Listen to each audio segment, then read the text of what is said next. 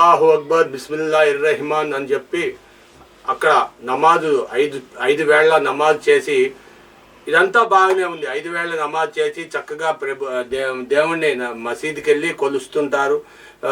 పెద్దలకి తమ విధాలుగా అన్నీ చేస్తుంటారు. అయితే ఇఫ్తార్ విందుని రాజకీయ పరం చేసేసి ఎవరు పడితే, ఒకసారి వైసీపీ వాళ్ళు, ఒకసారి టీడీపీ వాళ్ళు, ఒకసారి ఇలా అని.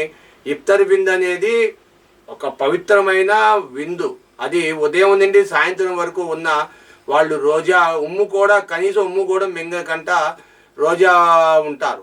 అలాంటి దాంట్లో ఈ పొలిటికల్గా వచ్చి ఈ అక్కడ వాళ్ళని ఎంతో నియమనిష్టలతో ఉన్న వాళ్ళని ఇబ్బంది పెట్టడం జరుగుతుంది.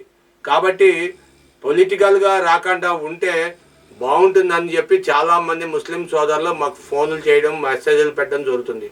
అల్లాహు అక్బర్ బిస్మిల్లాహిర్ రెహమాన్ అని చెప్పి చెప్తుంటారు.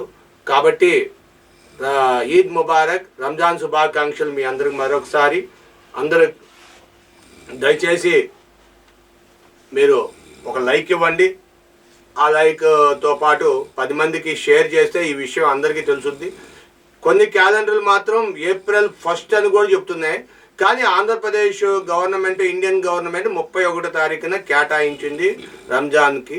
మరి ఇలాగే రంజాన్ 31వ తారీఖున జరుగుద్దు అని చెప్పి అందరం ఆశిద్దాం. Thank you. దయించి మీ విలువైన అభిప్రాయాలు కామెంట్ రూపంలో తెలియజేయండి, షేర్ చేయండి, లైక్ చేయండి. Thank you for watching our channel.